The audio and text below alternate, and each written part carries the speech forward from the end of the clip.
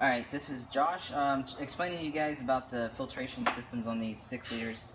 So you got a Motorcraft filter and you have NAPA filter. So you can look at the NAPA filters and the Motorcraft filters. They're a little bit different.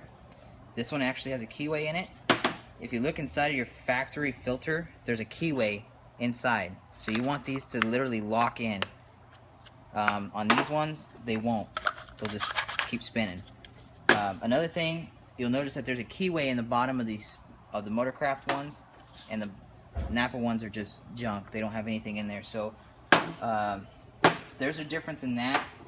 This is a NAPA fuel filter, and you can tell it's a NAPA because on the Ford ones, this lip will actually be about another 1/4 inch longer, and it'll have an O-ring around it. This acts as a water separator and a filter at the same time. So these don't really seal that well. I've had a lot of customers come to me because their trucks run crappy, and I ask them what kind of fuel filters they're running, and I ask them about the previous, maintenance done to the truck and what's been done to it. And when I pull these filters out, there'll be a line across here. So it's only filtering. Basically, what happens is when the truck's not running, the fuel is just basically cradling inside of the housing. So it just draws a line, so you can. And it's not really filtering any fuel. It's basically going around it, and it's bypassing it through the front. That's why the factory Motorcraft filters, when you get these filters here, they have the O-ring on the front.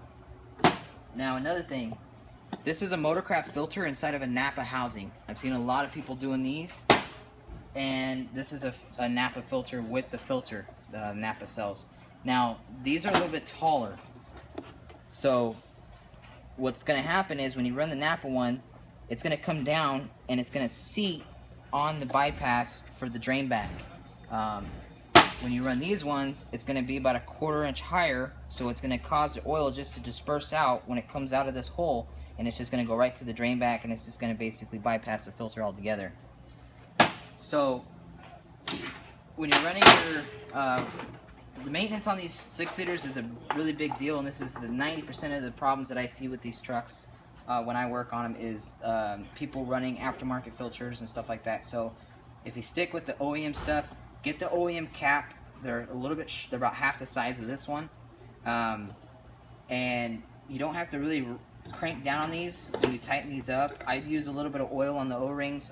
Everything that has an O-ring on these motors, I usually just give it a little bit of oil on it, so that way when I take it off, especially something that you're doing maintenance on all the time, every 3,000 miles, you're going to take this filter off.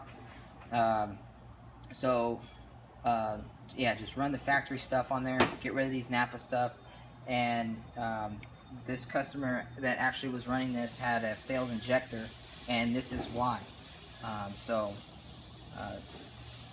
Anyways, there's some info for you.